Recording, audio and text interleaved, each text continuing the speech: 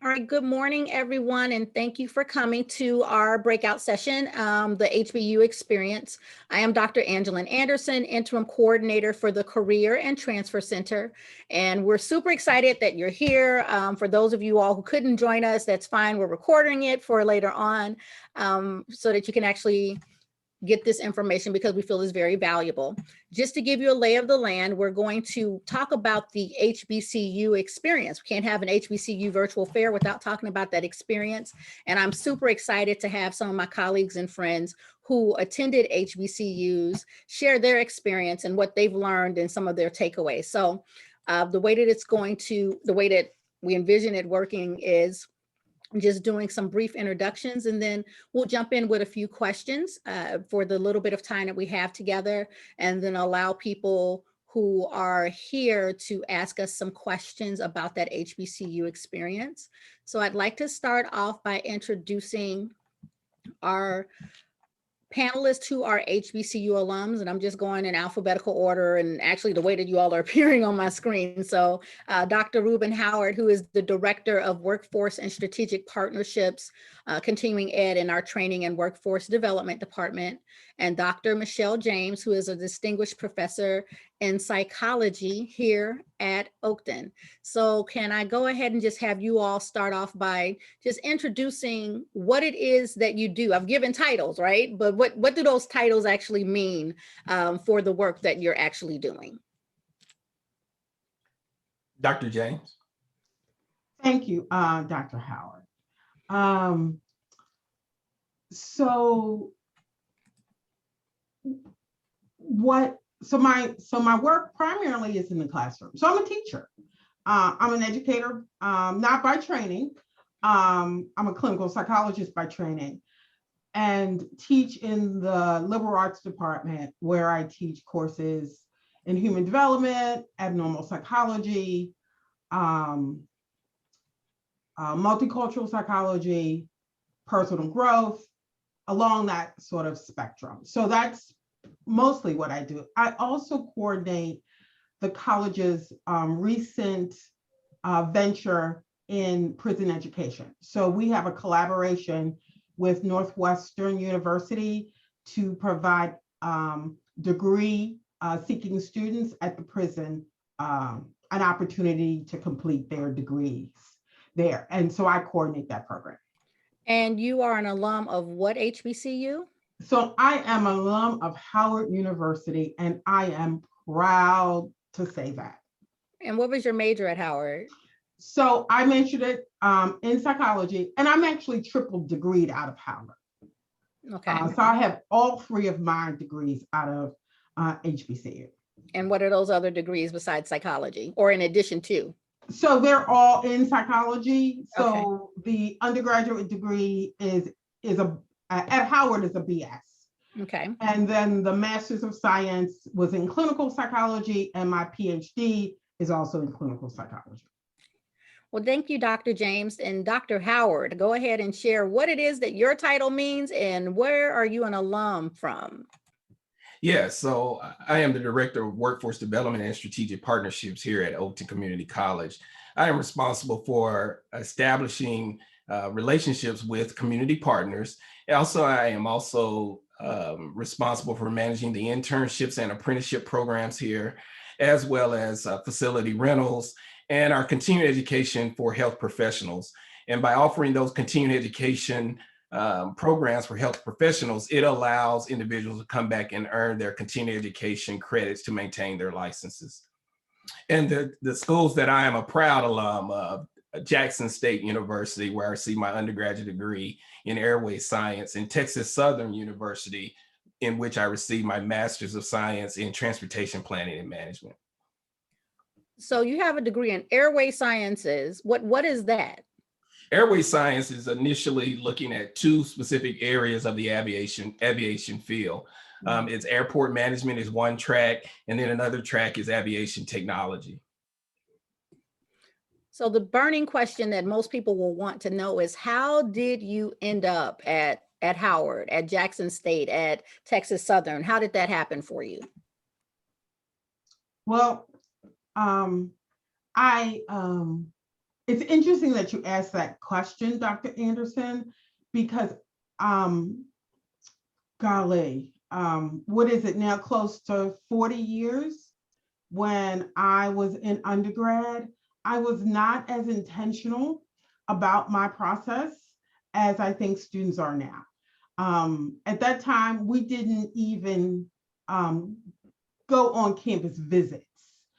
And to give you a sense of how long ago that was, the application process was on paper. You had it mailed to you and you mailed it back.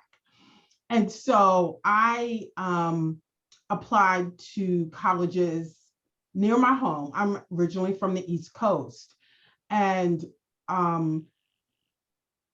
was fortunate to get into Howard, but didn't really recognize what I was in for, because I had not seen the campus. I knew it was an HBCU. It was well regarded. I lived in a state with another HBCU, Morgan State University, and applied to the University of Maryland as one of the other schools. And I was wanting to go to University of Maryland because that's where I had a cousin that I just loved dearly and wanted to hang out with. And that didn't come to pass. University of Maryland rejected my application. And so off I went to Howard University. And I was in love. To be surrounded by folks who look like you, who think like you, to be faced with teachers who are truly invested in your learning was a very, very powerful experience. And I had that somewhat in college. I mean, I went to a school that was quite diverse, with a quite diverse faculty, but it was nothing in magnitude like I experienced at Howard. So that's how I got there. And how about you, Dr. Howard? How'd you get to where you ended up with Jackson State and Texas Southern? Well, Dr. Anderson, I belong to an HBCU family. My parents, sisters, and several extended family members attended an HBCU. But everything that I heard about HBCU centered around, you can be anything you want to be. I mean, you're young, you're gifted, you're Black. We're here to help you. I saw the friendships, the sense of family continue, with my parents long after they graduated. I wanted to have that experience, which was quite different from the high school experience that I have growing up in a small town. So I attended Jackson State University, but what led me to Texas Southern, as I mentioned, my undergraduate degree is in airway science. And there were few programs at the time that HBCUs that actually had an airway science program, Texas Southern being one of them. And so I was looking at what would I do after I graduated. I wanted to earn a graduate degree, and what would complement that degree would be a transportation planning and management. And to break that down, that's looking at the supply chain and all areas of the supply chain and different modes of transportation. So what better to learn that in a city such as Houston, Texas, that has one of the largest ports in the world. So it was a great matriculation to Texas Southern. I actually received a graduate assistantship to attend that institution. So you all talk with such enthusiasm about your experience and how you ended up at the HBCU, and your passion about what you studied, and both ends of the spectrum. Like Dr. James, I appreciate how you said, I wasn't as intentional as students are today, when it came to searching out these programs. Whereas Dr. Howard is like, I needed to find some programs that kind of complemented what I was looking at doing. So that brings me to my next question of, we talk about the academic piece because that's super important. That is what these institutions are here for. Oakton as well is here for the educational piece, but you can't get just an education within the classroom. Like most of our students don't realize they're spending more time outside of the classroom than they are inside of it. So you have those social interactions and those engagements that you have to have, right? And learn how to navigate within those spaces. what did you enjoy most about your HBCU experience? So thank you for that question. What Howard gave me an opportunity to experience was being engaged in what was called, and I still think it's called, the MARC program, Minorities Access to Research Careers. And that put me in touch with my professors in a way that superseded just my classroom involvement. I was in their labs. It gave me an opportunity to publish as an undergrad. It provided really good mentoring opportunities for folks who were in their fields of study and had been trailblazers in a way that helped me appreciate that I too could follow in their footsteps. And so from outside of the classroom, it was a wonderful, wonderful way to sort of augment my studies. And it prepared me nicely to go to graduate school. So, when I think about sort of the learning experience outside the classroom, that's what stands out mostly for my experience. I have two experiences, well, several actually, that stand out. I'll start with the experience at Jackson State outside of the classroom. As a freshman, my department chair took a group of students to the Federal Express facility in Memphis, Tennessee, to see the behind the scenes, the inner workings of that huge facility and that organization. That actually changed the way I looked at not only my major, but who was working in the field, what types of jobs could I aspire to do. And then the next thing at Jackson State was I also experienced my first internship at Jackson Municipal Airport in Jackson, Mississippi at the time, before graduating.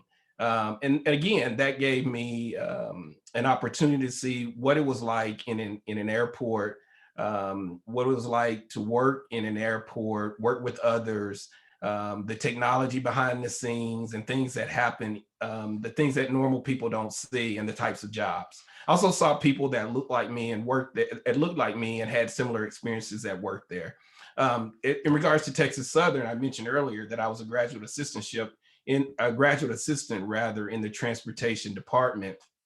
And I also experienced having tours of the Port of Houston, and also I completed a internship at Chrysler Corporation. And so I think those experiences led me to be who I am today, and also be able to have and share those experiences, not only with my colleagues, but also with students. And how did you all balance those outside of the classroom experiences with your social life? Because let's just talk about the elephant in the room. That is usually the thing that people sell about HBCUs: the marching bands, the homecomings, the fraternities and sororities with the lines that are 30, 50, 80, 100 people deep. How did you all, just really briefly, what did that social aspect look like for you? And then what did that add to your experience as an HBCU student? Well, this is, I appreciate the mention of the elephant in the room. And so as a member of Delta Sigma Theta sorority, I'm really fond of your reference, because for those of you who don't know, the elephant is our unofficial mascot. Greek life is really big. It's huge at HBCUs.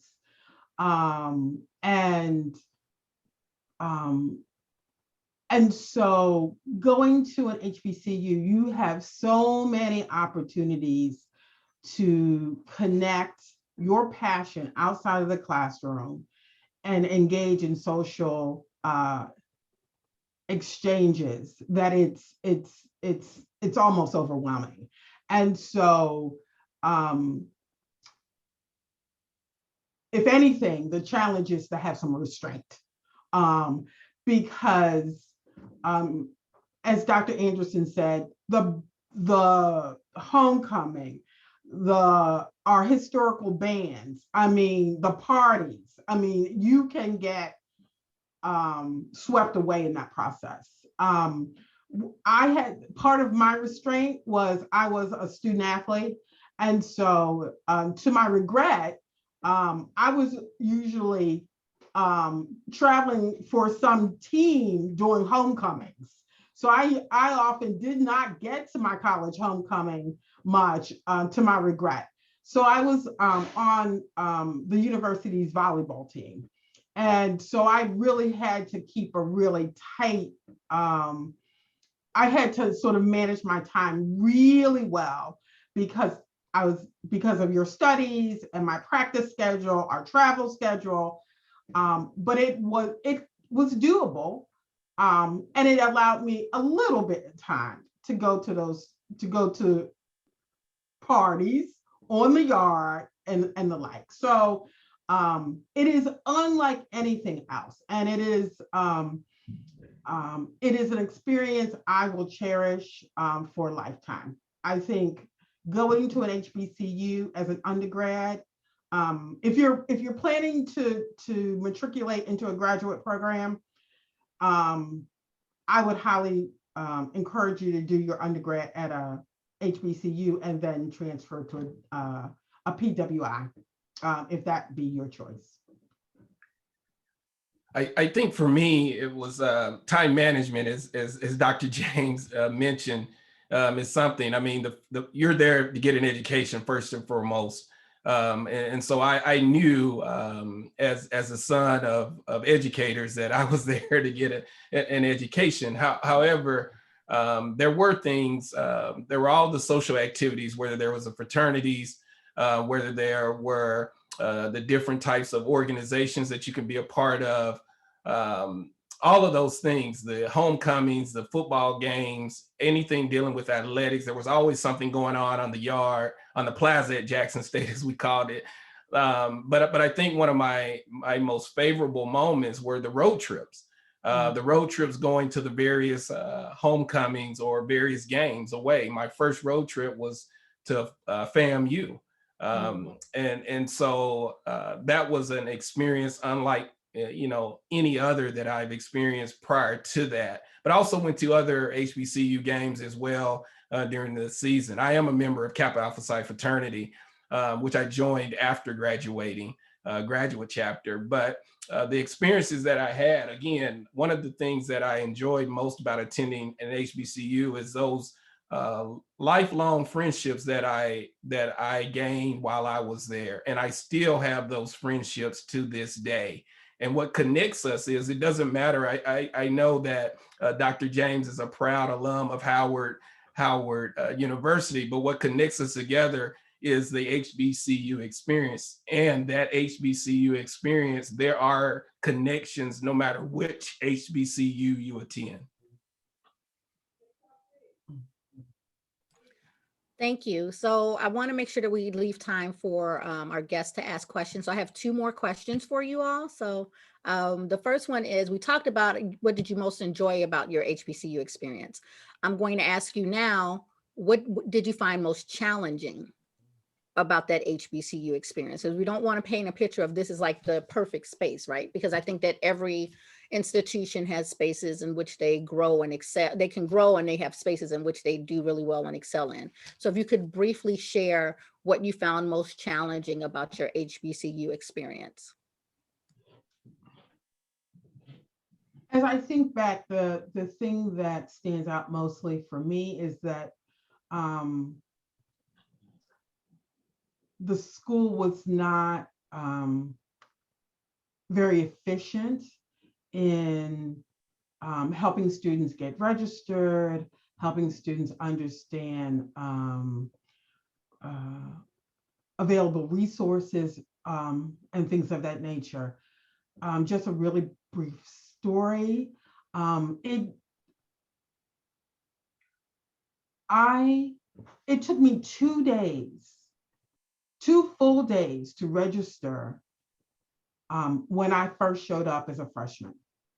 This is, again, the days before we had computer registration. You actually had to stand in line for each course you wanted to register for. And I spent 8 hours, 2 consecutive days to get registered for class. It was enough to make somebody pack up their bags and go home. And so that's what I would offer as probably the most frustrating, process. I mean, similarly, my application for the dorm was submitted way ahead of many, and they lost my paperwork and I couldn't be on campus my first year. I mean, it was a mess. And so it was that sort of inefficiency. And even more recently, like in the last 7 years, I asked for my transcripts for something, and the darn school didn't even send them. Now, I do have a more positive story, because recently in the last month, I requested transcripts and they went through swimmingly. But those were the kind of headaches I remember encountering. But I trust that the school has become much more efficient, but those were the headaches I had during my time at Howard. I think one of the challenges that I experienced at Jackson State University was the connection to the corporate world. I did not see a lot of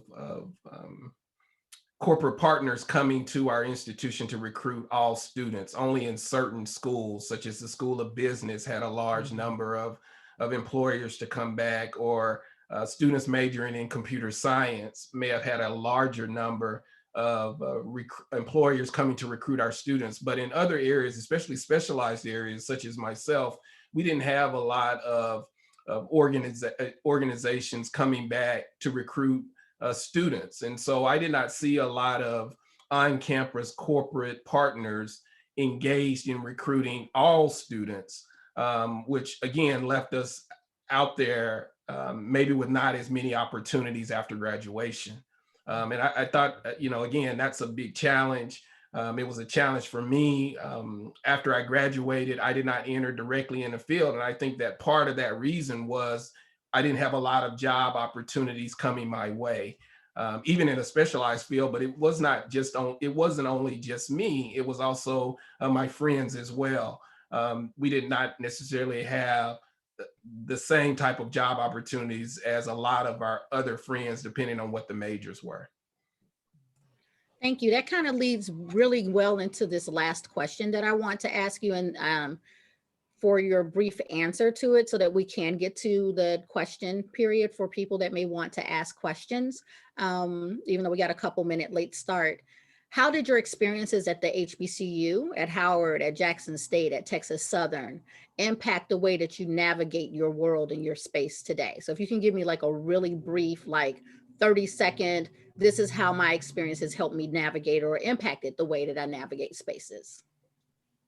I would just say quickly that the mantra, as Black people, we have to be twice as good to equal out, was what helped me as I finished at Howard and navigated professional roles.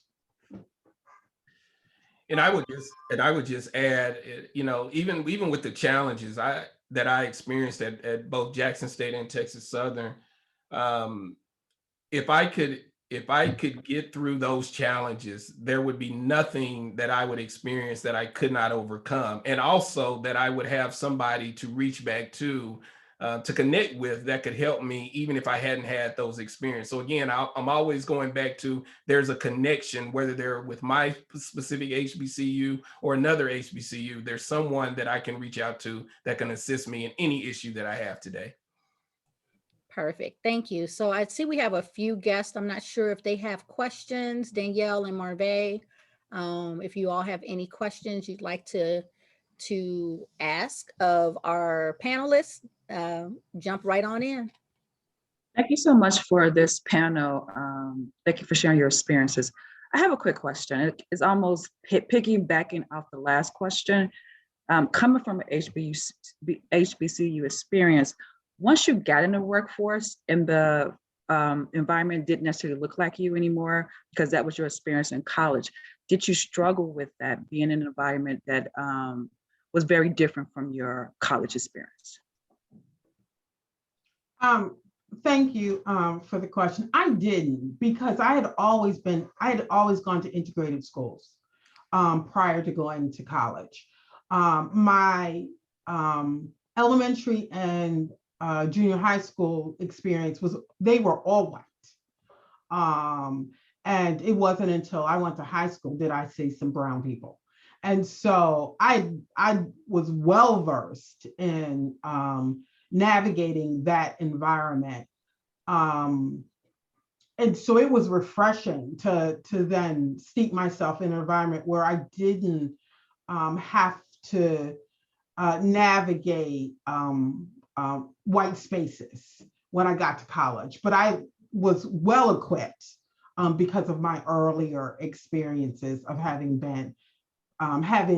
gone to school with people who didn't look like me from the inception of my education. And I share some of those similar things in my elementary, junior high, and high school as Dr. James. So by the time I actually arrived at Jackson State again, I was well versed, but I was also a member of the United States Army Reserves.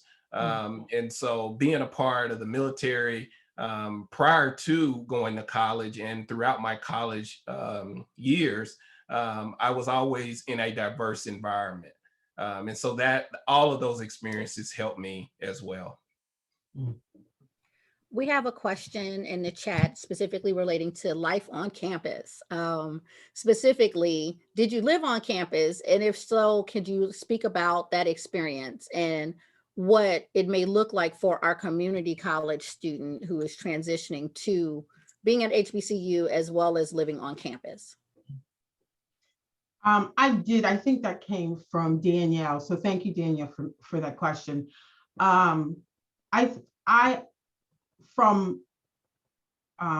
my experience, I now advocate for our students to live on campus. Many of our students, because they're commuter students, they're likely to be living at home. And there's nothing more than having the opportunity to grow socially, emotionally, and gain some independence than to live on campus. You heard, I said just briefly that my application to live in the dorms got lost when I first started at Howard, but I spent the remaining 3 years as an undergrad on campus, and it is an experience I think is required. It's pivotal. It's essential to your development. And so I really recommend it highly. If the resources are available for you to do that, even if you're going to a campus, even if you're attending a school that's within driving distance, I would highly recommend that you live on campus.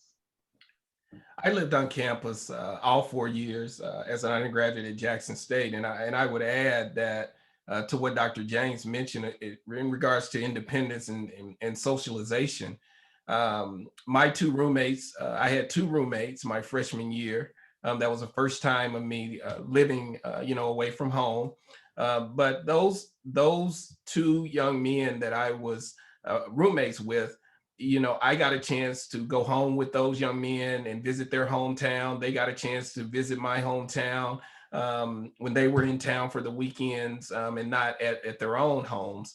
But again, I developed a bond because those were the first two young men that I actually had to share a space with at an early age. And that, again, contributed to my independence and do things on my own without my parents doing those things prior to college. So I would highly recommend living on campus. And then I stayed in a one-room dorm with those two young men. But then when I transitioned to we had an honors dormitory, and I transitioned to suite style living at that time. And so that was nice as well. So I enjoyed it. It was a great experience to live on campus. As someone who's been in higher ed and worked at community colleges, public 4-year, private 4-year, institutions that have housing, institutions that don't have housing, institutions that have limited housing, I second and third and fourth and fifth the recommendation to live on campus, because those are some experiences that the brochures don't tell you about, right? And they also help you to develop those life skills that you're going to need to be successful as far as navigating and working in spaces in which we're working with different people from different backgrounds and different experiences. So I want to say thank you all so very much for the opportunity to learn more about your HBCU experience. I'm a little partial to one of these HBCUs. I'm not going to say which one. But I appreciate you coming on and being able to talk to our students and to our community members. And I have one last thing that I ask of you is to give your elevator pitch, 20 seconds or less, of why a student who is considering an HBCU, or even someone who's not considering an HBCU, why they should be looking at one. Oh, wow, Angela. That's not something I was thinking of, but you know, I have to always keep you on your toes, Dr. J. I appreciate that, Dr. Anderson. It is an experience of a lifetime. If there was such a thing as a teenager's bucket list, the things that you must do before you enter adulthood, it would be go to an HBCU. You will never have any other opportunity to recreate that experience. And I can't tell you about how many other African Americans I hear from who regret having not had that kind of experience. So that's my elevator pitch. I would just add to that and say that it is an experience you will never forget, something that will last you a lifetime, the connectivity with individuals, whether it's my HBCU or another HBCU, but it's something that you should consider, at least visit an HBCU. And that's very important, especially if you don't live around a large number of HBCUs, but give an HBCU a chance. But visiting and being on a campus is really critical. And you'll be surprised on what types of majors that they have and resources that they do have. But give HBCUs an opportunity, and it will be one you'll never forget. Again, thank you all so much for sharing. I appreciate you. And hopefully this will help some of our students who are considering HBCUs make a more informed decision. And even some of those students and community members who didn't have HBCUs on their radar, an opportunity to say, let me think about that. So thank you all again for attending and for sharing your experiences and being very transparent and supportive and honest with your answers about the HBCU experience. And thank you so much for having us. I'll speak for Dr. Howard as well on this, but thank you so much. This was delightful. Thank you. Thank you. Thank you.